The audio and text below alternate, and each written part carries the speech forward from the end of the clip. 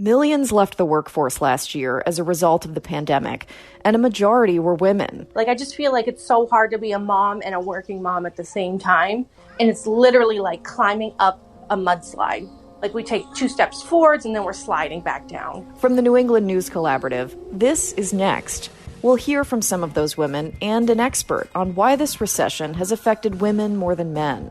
Plus, why high school English teacher Takeru Nagayoshi is looking forward to an end to hybrid teaching. It's like building a vehicle while driving that same vehicle at the same time on a road whose conditions and destination we're not certain about.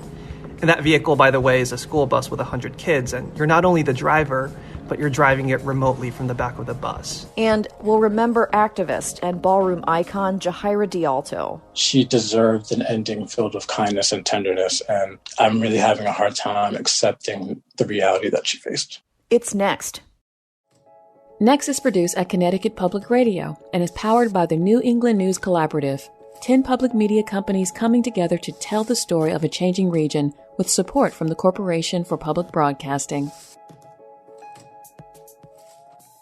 I'm Carrie Young, an education reporter with WBUR, filling in this week for Morgan Springer. Thanks for joining us. Last year, millions of people in the U.S. left the workforce as a result of the COVID-19 pandemic. A majority were women, according to federal labor data. Last spring alone, between March and April, some 3.5 million mothers living with school-aged children left active work, either shifting into paid or unpaid leave, losing their job, or exiting the labor market altogether. In a few minutes, we'll hear from Dartmouth professor Kristen Smith about why women's employment was so impacted by this pandemic. But first, we're going to hear from one of those women who left the labor force. I called Amanda Hobbs in Hooksett, New Hampshire. Hello? Hi. Hold on, let me run upstairs. Sammy, go see Abby. Go see Abby. Abby, can you go put on a show he really likes? Yes. Go see Abby. Sorry, we do school in the morning. No, that's okay. I'm just glad we could squeeze this in, and I won't keep you for too long, so. Amanda left her job at a car dealership after 13 years to care for her kids during the pandemic, including one child with special needs. She says her husband is the primary breadwinner, but she asked her employer if she could do her work at night after the kids were asleep, but they said no and wouldn't budge. It even gets even worse. I've tried to make it work so many times.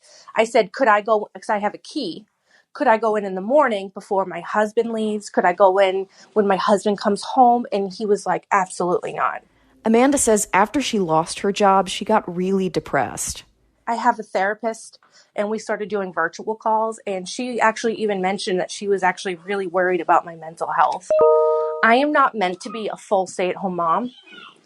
I don't know how they do it, but I need some kind of mental escape, and that was my mental escape, was feeling like an adult for a couple hours a day. So yeah, it was pretty bad for a while. We had to increase my medication. I was snapping at my kids. I felt like I lost something that I worked so hard for because I had children. Yeah, that's so tough. Yeah, it literally made me feel like I was nothing to the company.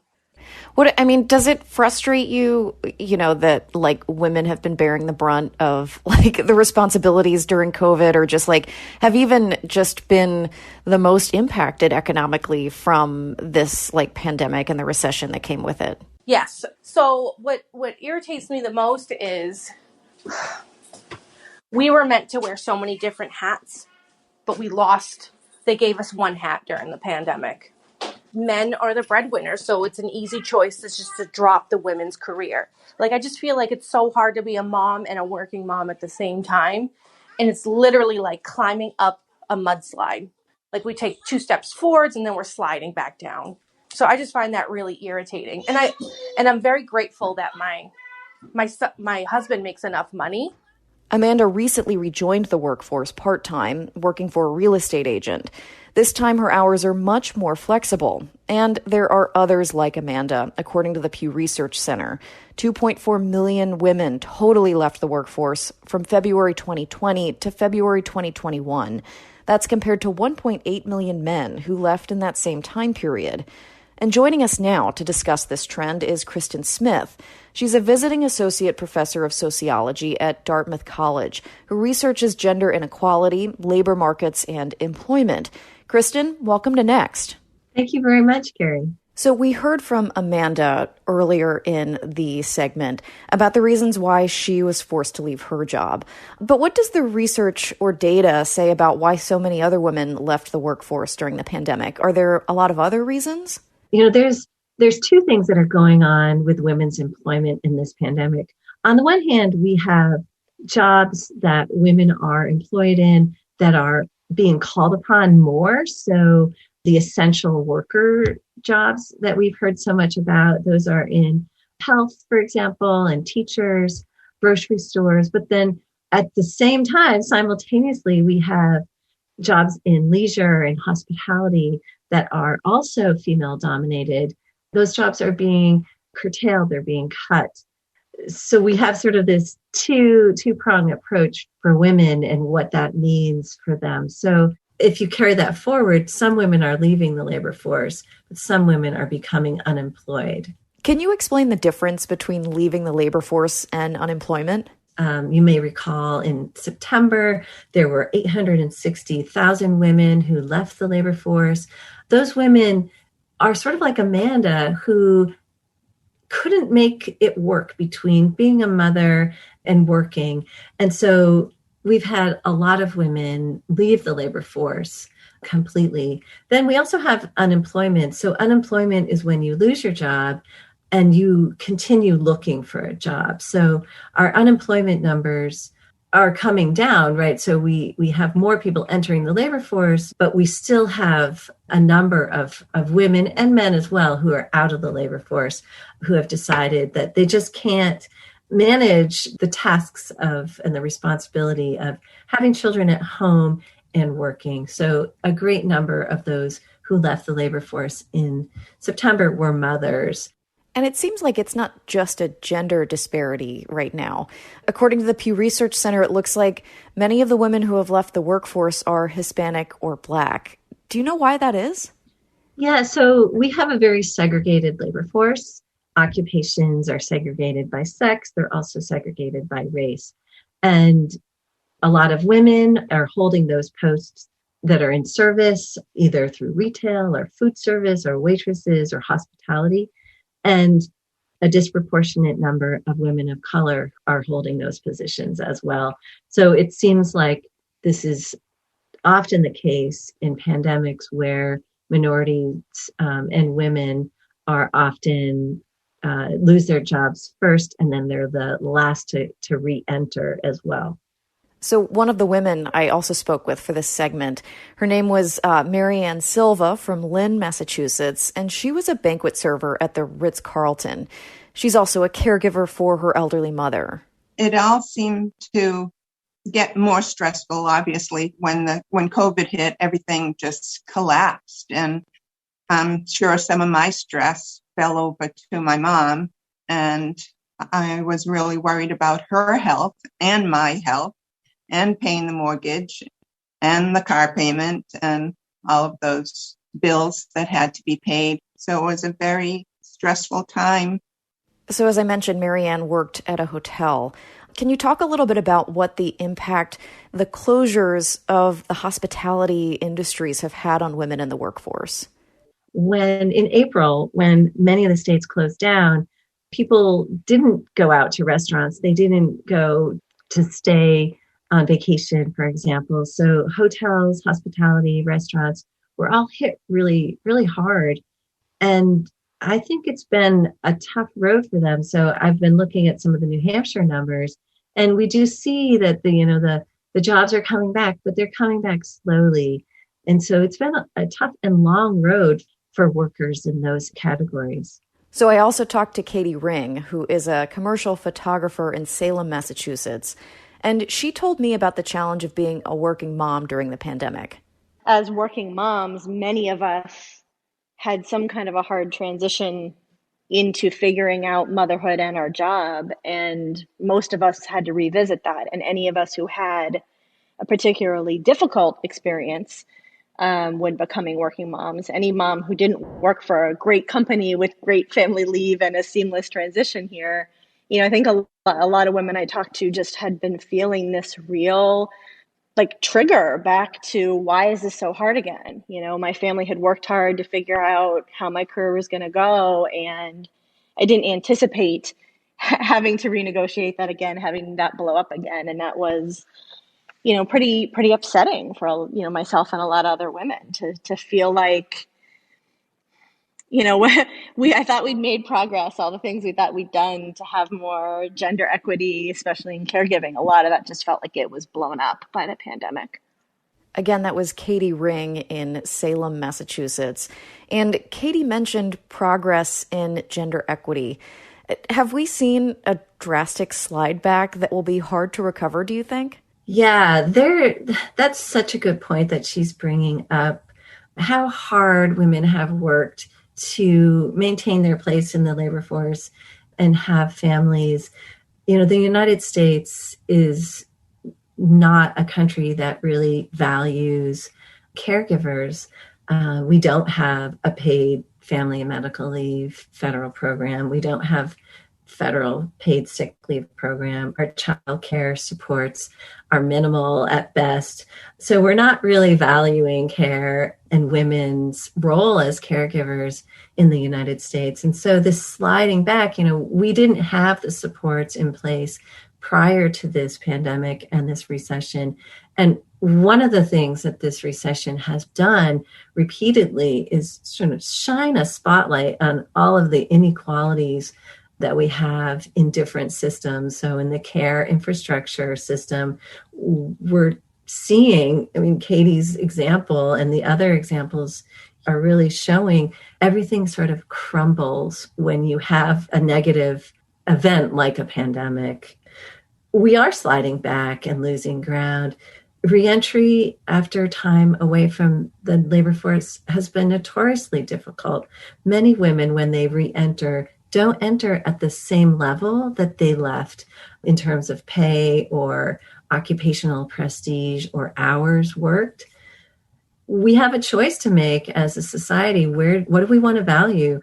Kristen Smith is a visiting associate professor of sociology at Dartmouth College who focuses on gender inequality, labor markets, and employment.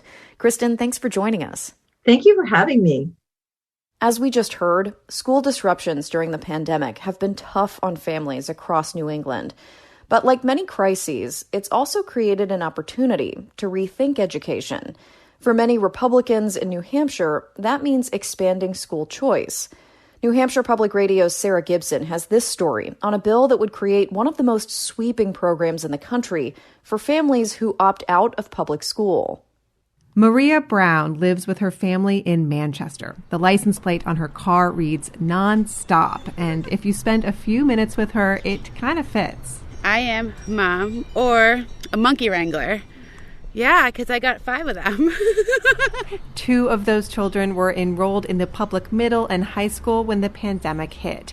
And Maria says the Manchester School District's decision to stay remote and hybrid last fall was a disaster for her high schooler, Savannah. So BC, before COVID, she was high honor roll. But when COVID hit, the whole electronic piece is almost where they lost her. Here's Savannah. I couldn't keep up with all of everything because there's new papers every single day. Savannah was stressed, failing her classes. So she and her sister left the district and are now homeschooling. It's a mix of work online and with textbooks, occasional cooking lessons with mom, and some unexpected assignments. I was forced to go gardening at my aunt's house for homeschooling purposes. I went over for help with history and they're like, "You're going gardening." I'm like, "Thanks." The Browns are part of a trend of families leaving public schools for private or homeschool during the pandemic. In the Browns' case, grievances with the schools had built up for years. They talked about stress from bullying and disagreeing with a policy allowing students to use the bathroom that aligns with their gender identity. Remote learning, they say, was the final straw. And this kind of frustration has helped reignite a debate in the State House over whether families who don't use the public school system should get taxpayer dollars to pay for the educational program of their choice. Every child learns differently, and different environments suit some kids better than others. That's Republican Senator Jeb Bradley, a longtime supporter of school choice. He's now pushing a bill to establish an education savings account, and with his party in control of the State House, it's likely to become law. Here's how it works. Normally, the state sends around $4,600 per pupil to public schools. Under this program, families can use that money to pay for tuition at private or religious schools, online programs, or other educational services. It's targeted at low and moderate income families. For example, if a family of 4 makes under $79,000, they qualify. Senator Bradley says he doesn't expect more than 2% of students in the state to enroll. I think it will be a limited experiment. We'll see how it works, as we have, a lot of other initiatives. There are a handful of similar programs across the country, and they tend to grow over time. Critics say they take money from cash-strapped school districts and place kids in programs with little oversight. Maxine Mosley is the vice president of the Manchester Teachers Union. Parents do have the right to have their students educated in the way that they want. They don't always have the right to use public money designated for public education to go into their private coffers. Mosley and others say this kind of program encourages people to leave public schools, like the one where she teaches. At the Manchester District Office, I meet up with Superintendent John Goldhart. I tell him about the Brown family and others I've met who are giving up on public schools. I would say I understand their frustration because I've been frustrated. I wanted all of our students to be in school all year, but it wasn't possible. He says when it comes to school choice, he's less concerned about the financial fallout, but he's philosophically opposed to public funds going to private programs. He says that money belongs to the public school system. It is the great equalizer. I strongly believe in that. And if you set up a system that ever is hurting that great equalizer and giving funding to a group of folks who aren't as accountable, it's concerning to me. Maria Brown says the public funds belong to students, not the district. There's clearly things that happen why we pulled them out. Schools should have been open, if not partially, then full time. They let the kids already fall through the cracks. She says when life returns to normal, her kids might take some classes at the public school, but they won't re-enroll. It's likely that by next fall, education savings accounts will be law, and eventually her family could apply. For the New England News Collaborative, I'm Sarah Gibson.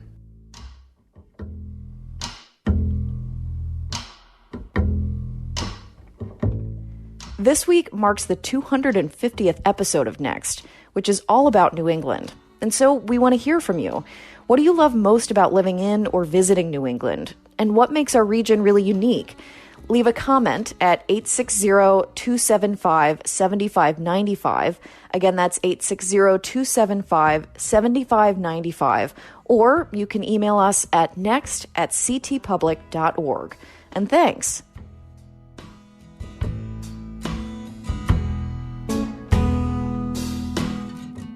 Coming up, a teacher talks about his experience with hybrid learning and his hopes for the next school year. Plus, as more rural Vermont schools close for good, we'll hear about the complicated art of planning school bus routes. You're listening to Next.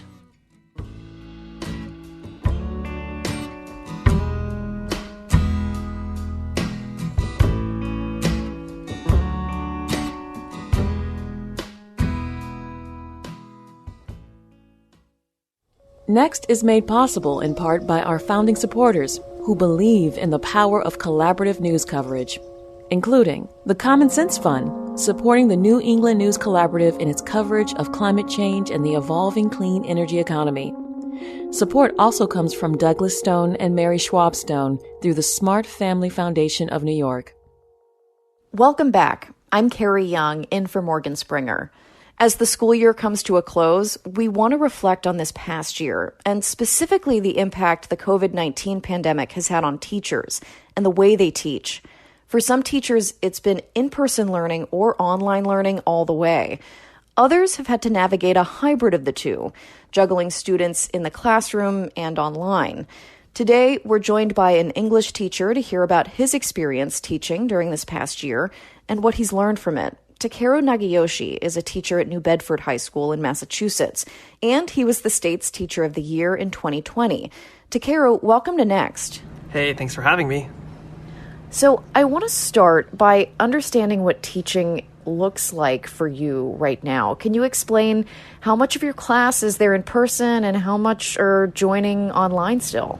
Yeah, it has been a journey. We have been teaching concurrently since September, meaning that I am not only teaching virtually to a screen, but I also have students in front of me in person. And so it's kind of like traversing two time and space dimensions. Currently, I have about half of my students still virtually and then the other half in person. But slowly over the course of the months, we've been getting more kids coming back in person. That's interesting. I'm curious, though, too. So, like, when you're in the classroom, can you paint the picture? Like, what does it look like? Or are you always standing in front of the computer screen? I know you have mentioned, like, you have a selfie stick to, like, hold your phone for things. So can you tell me, what, if I'm looking at it, can you paint that picture for me? Yeah, so imagine me being in the corner of my classroom with my desk set up looking like a producer's desk. I have multiple screens and lights and just like how you set the selfie stick set up as well.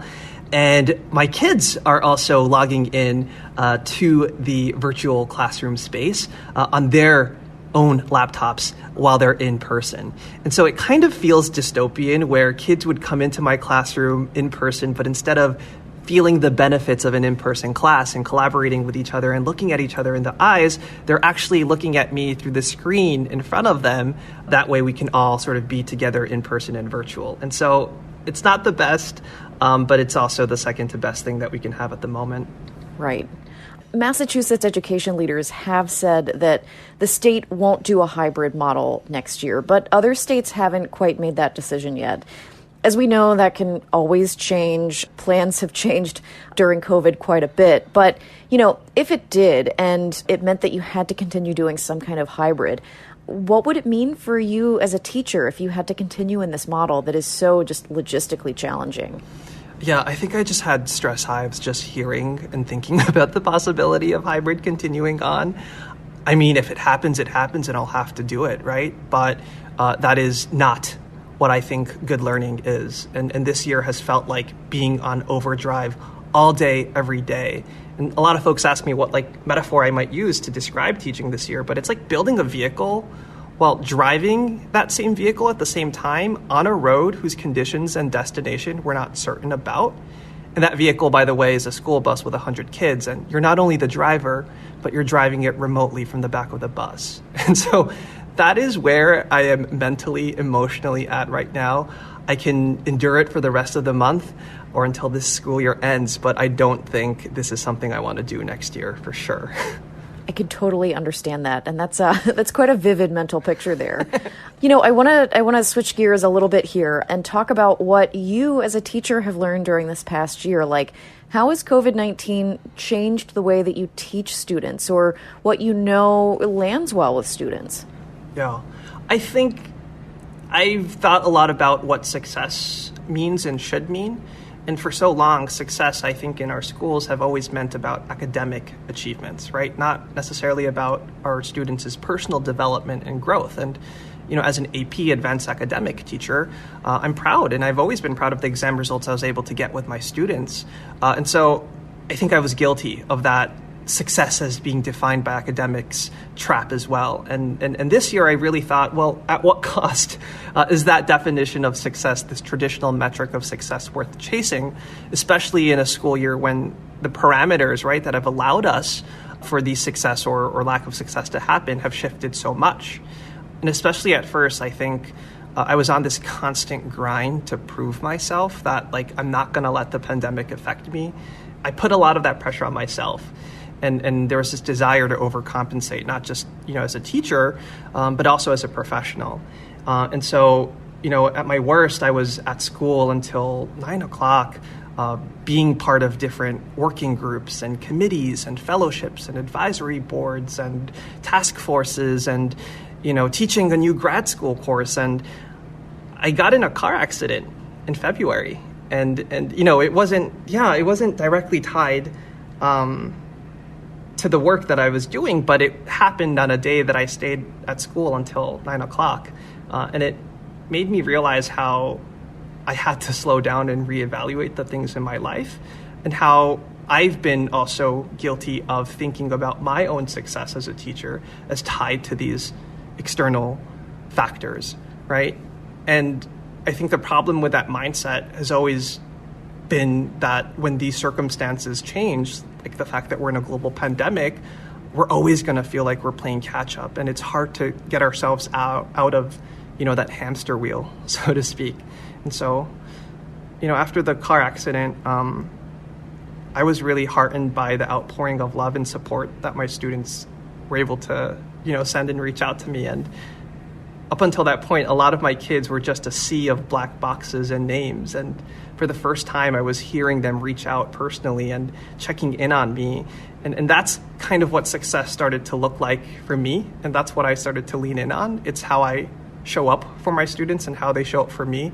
It's about the relationships that we're able to cultivate with each other, even in spite of the pandemic. It's those small moments of compassion and grace that we're able to give each other. And that doesn't always have to be just academic stuff. So we're almost to summer. Do you know what the next school year is going to look like for you? Or how much do you know? Maybe that's the way to ask. Oh, very little. I don't know anything. I really don't. I wish I did. I can tell you what I don't want, and I don't want this hybrid virtual situation to continue on. And I've learned a lot about being a hybrid teacher and using a lot of these tech platforms, and I'm grateful for that. I think there's a lot of things I'm going to bring back, but it's not the reason why teachers become teachers. We become teachers because we love being with people. We love helping people in person and feeling our impact and feeling the impact of our relationship, right? And so, no, I don't know, but I will definitely be crying if it turns out that this hybrid model is going to continue. Takeru Nagayoshi is an English teacher at New Bedford High School and was Massachusetts Teacher of the Year for 2020. Takeru, thank you for joining us. Thanks so much for having me. As school districts around northern New England become larger and more centralized, some kids are going to feel the impact in how they get to and from school. Vermont Public Radio's Anna Van Dyne reports. Every weekday, kids all over Vermont get on the bus to go to school. What the bus does is he goes by our house, and then because there's more kids up, and then he swoop around, and then he would come back to my house. This is Damien. He's 11. The bus picks him up around 7:10 in the morning. There's been one time where I missed the bus because it left at 7:04. It went by my house at 7:04. And then I realized when I was walking down that I saw it go to the school. What did you do? Well, I just walked back up home. My mom wasn't happy that I missed the bus because she had a work day. Damien's a 5th grader at Castleton Elementary School. Castleton is in the Slate Valley Unified School District, which straddles Addison and Rutland counties. Slate Valley merged in 2019 under Act 46, Vermont's school consolidation law that's resulted in about 40 mergers. As school districts become larger and more centralized, people like Slate Valley Superintendent Brooke Olson-Farrell have to spend more time figuring out how to get kids to school. Our district is 50 square miles, so that's a lot of road to cover, and we have a lot of back roads, a lot of dirt roads. Olson-Farrell says some students in the district have bus rides of up to an hour and a half.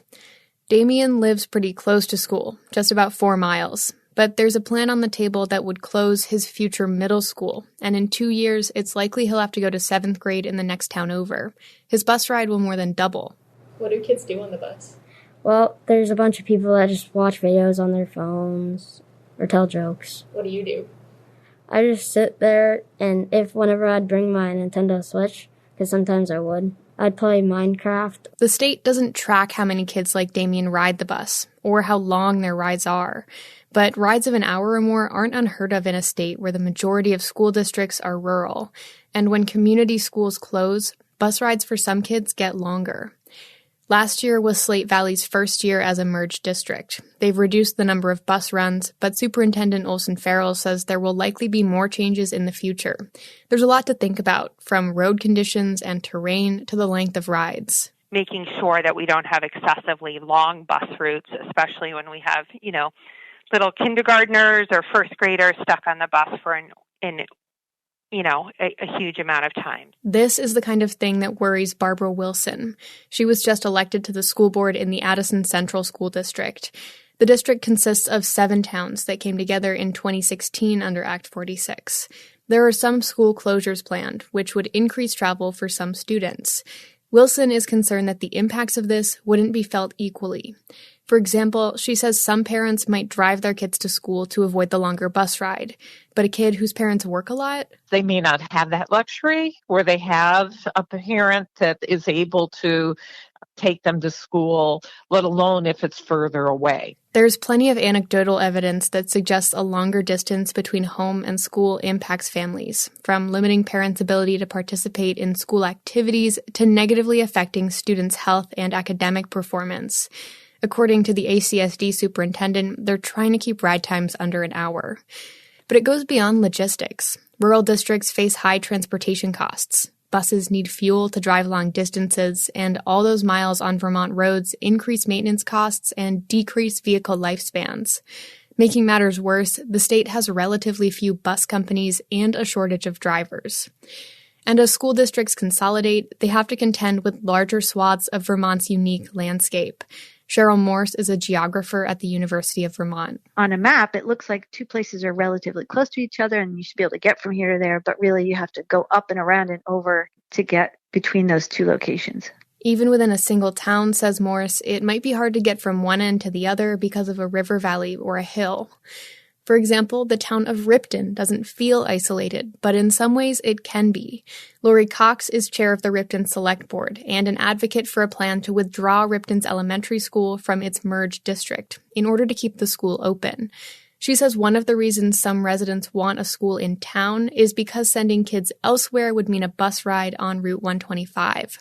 It's a road Cox has seen closed about a dozen times due to accidents on the hairpin turns, flooding and mudslides in the spring, or other damage. It's probably the biggest reason why people who have young kids don't feel like it's all that great of an idea to just stick them on the bus.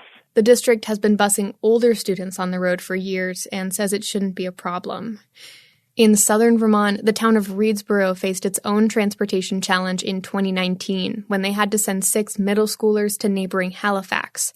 A bus was too expensive, so the district reimbursed parents $300 a month to drive students to school a dozen miles over a windy mountain road. That's according to School Board Chair Homer Sumner. It's not a cow path, but it's not a 91. On the other hand, there are places where it seems to work out, like in the White River Valley Supervisory Union.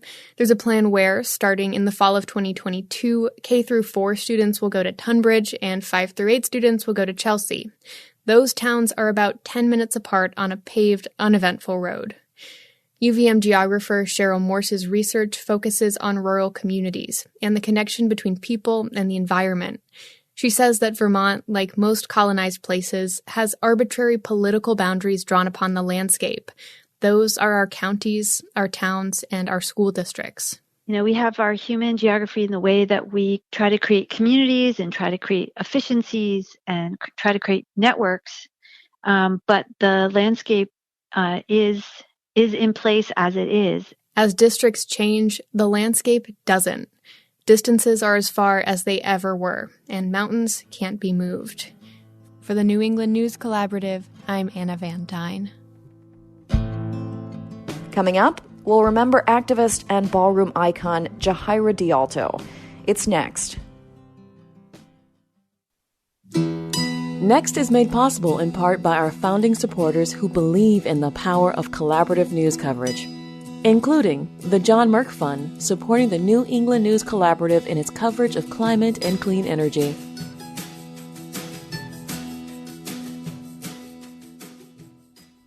Okay, we're back. I'm Carrie Young, in for Morgan Springer. Boston lost an important trans activist who was killed in her home in early May. Jahaira DeAlto was also an advocate for survivors of domestic violence and an icon in the city's ballroom scene. WBUR's Cristela Guerra has more. Tag team performance, 200 $200 tag team performance. Anybody walking? 10. Jahaira DeAlto was unapologetic. She walked in her truth. In the ballroom scene, I am known as legendary Jahaira Balenciaga. The category she was known for is called realness. On that catwalk, friends say, she ascended, queen for a night, to vamp and strut for the house of Balenciaga. Where is the icon, Jahaira? Yes, Jahaira. Realness all day. Realness all day, every day. DeAlto, who was 42, taught her best friend about ballroom. Nolan Tessis holds on to those lessons, how today's knots are tomorrow's legends. So be kind to everyone. And that's the beauty of the ballroom scene, is that, like, for people who had nothing, who had no hope, it allows you a space to imagine a different possibility. They spent late nights talking. He tattooed her name on his wrist. She tattooed his name on her neck. I don't know how I'm going to live with this. Just the idea that the major moments, my milestones, like, I can't call her anymore. She deserved an ending filled with kindness and tenderness, and I'm really having a hard time accepting the reality that she faced. A proud trans woman, DeAlto survived domestic violence and became an advocate, recognized by the state for her work. Above all else, she was a mother. She embraced the queer children cast out by their biological families. She gave them a place. How many kids would you say she had? Oh, honey. Oh, Mother Hubbard is what you can call my mother. I cannot put a number on how many kids that she had. And that is just me honestly speaking. Athena Vaughn was one of those kids. She lived with DeAlto for more than a decade, after her family rejected her when she came out as trans. DeAlto was there to catch her, a mother in every way. She bought Vaughn her very first pair of jeans when she was a teen. She used to look at me like, sweetie, you need to buy you some jeans. And I used to be like, holy women, we're not supposed to wear jeans, Mom. Vaughn says her mother was one of the smartest people she'd ever met, a woman who loved rare steaks and spending time with family. She could buy a book one day and finish it the next.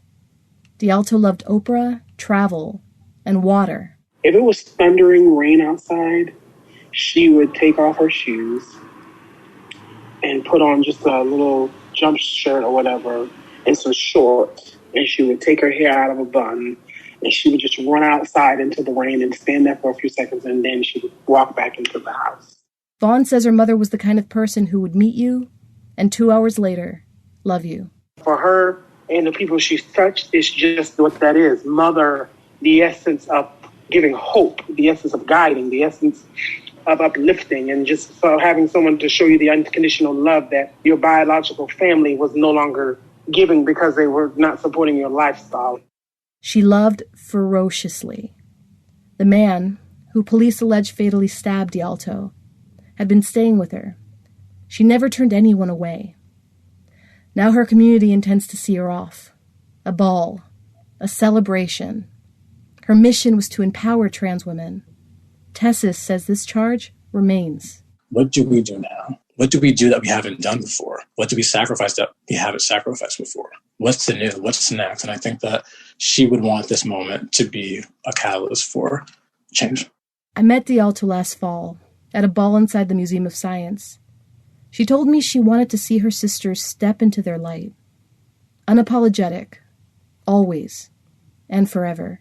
I want to see more of us. I want to see those who have receded into the shadows by virtue of things like passing privilege and a desire to just get by, understand that standing in the sun is the only way that we're going to see quantifiable change.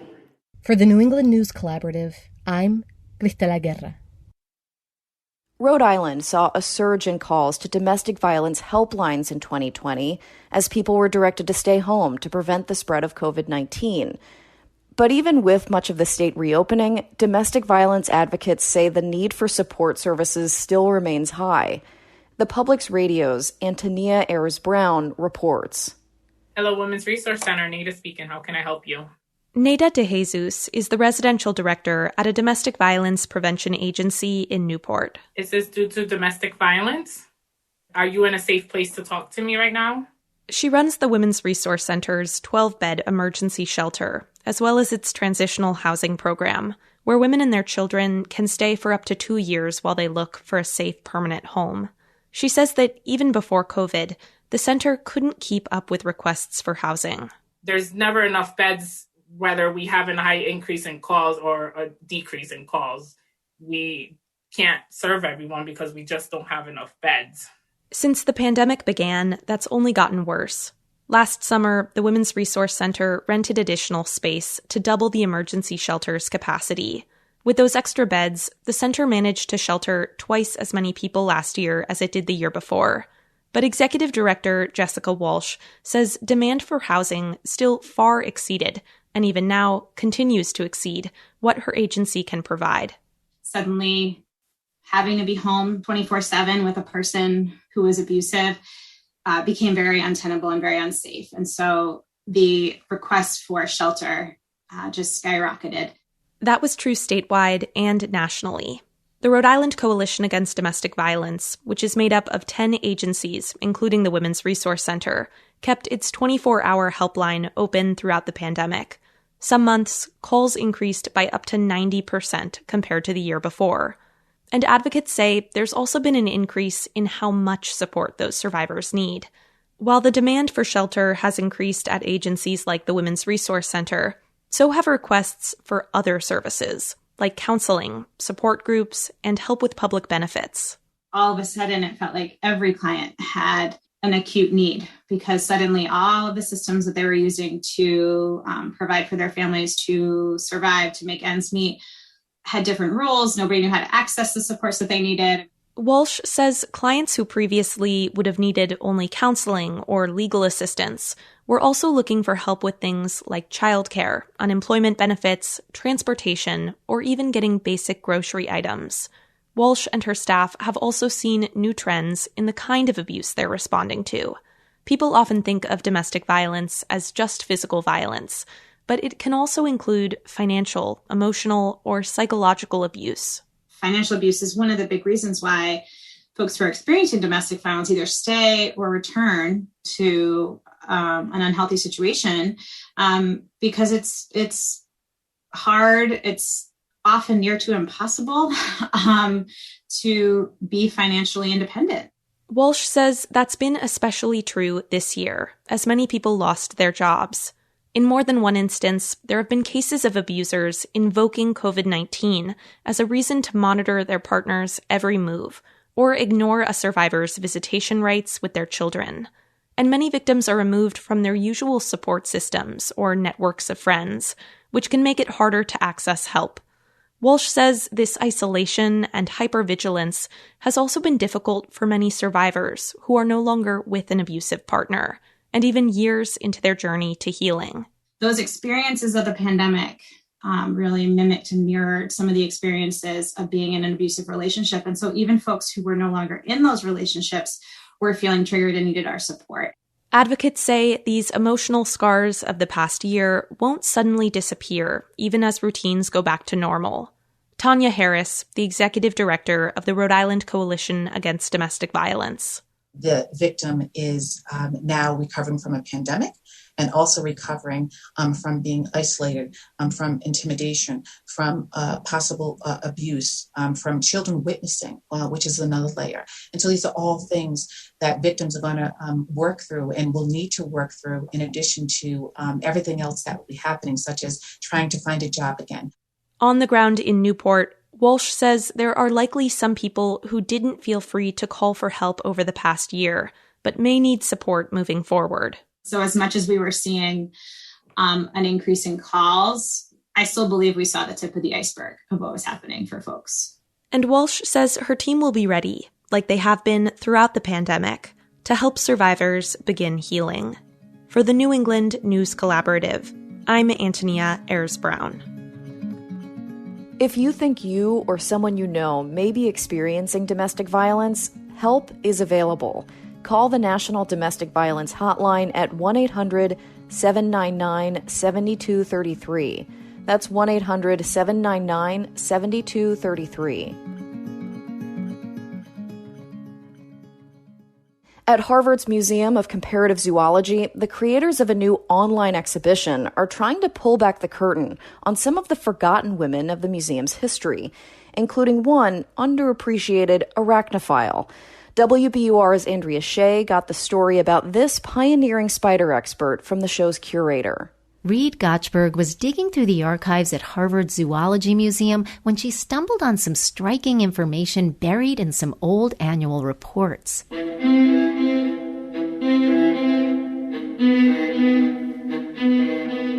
What I noticed is that starting in 1869, there's this note that talks about how they've started hiring women as assistants and how they found them to be very good workers. One of them was Elizabeth Bangs Bryant. So when Bryant first started working at the museum, she actually worked as a volunteer on a part-time basis. That was in 1898. And she only began to receive a salary for her work in the 1930s. You might get creeped out by the critters Bryant worked with every day. She focused on spiders.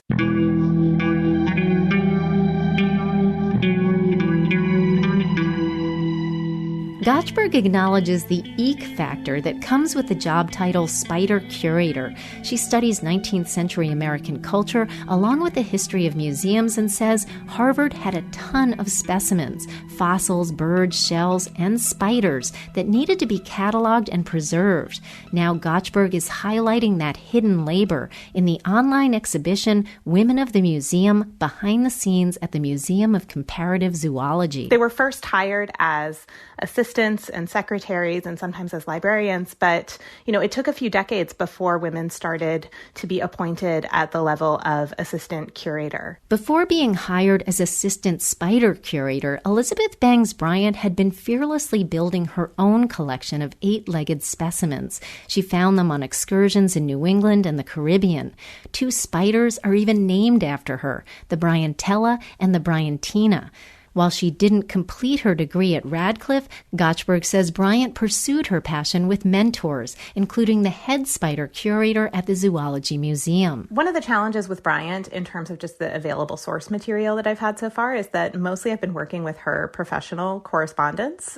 Although I should say the fact that so many of her letters are in the archives is actually quite notable. Bryant was one of a few women at the museum whose name appears alongside her work. Jars she labeled by hand are still in the collection, and Bryant was able to publish her research. Gotchberg says aspiring arachnologists wrote to her for advice. They would ask for her help in identifying spiders that they had collected, and so they often would be sending these specimens to the museum. Bryant added any duplicates to Harvard's collection. In her time, women were usually excluded from scientific careers, which wasn't lost on Bryant's female correspondents. They sometimes will joke with her talking about men in the field and their dismissal of women who are working on spiders. Gotchberg says Bryant's letters offer glimpses of her as a mentor to younger women, but sometimes she admitted to them that refilling vials to preserve the tiny hairy creatures was mundane. She found it often to be very tedious, but she also recognized how important that was in terms of maintaining these collections and making them available to people in the future. When Bryant died in 1953, she left her personal spider collection to the museum. Now Gotchberg hopes the underappreciated arachnologist story, along with those of the other pioneering women in the exhibition, will help people think differently about their legacy, caring for Harvard's trove of shells, fossils, birds, dinosaur bones, and spiders.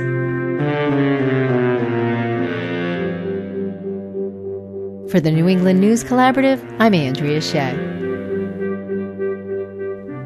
We'll have a link to the online exhibition Women of the Museum on our website, nenc.news. Well, that's our 250th show. I'm Carrie Young from WBUR. You can find Next wherever you get your podcasts. Just search Next New England. This episode was produced by Lily Tyson and Morgan Springer. Vanessa De La Torre is our executive editor. The executive producer is Katie Tolarski. The music you hear on Next is by musicians in New England. If you want to know what you heard today, visit our show page at nextnewengland.org. The New England News Collaborative is powered by the Corporation for Public Broadcasting, Connecticut Public Radio, Vermont Public Radio, New Hampshire Public Radio, Maine Public Radio, New England Public Media, CAI, WBUR, WSHU, GBH, and the Public's Radio.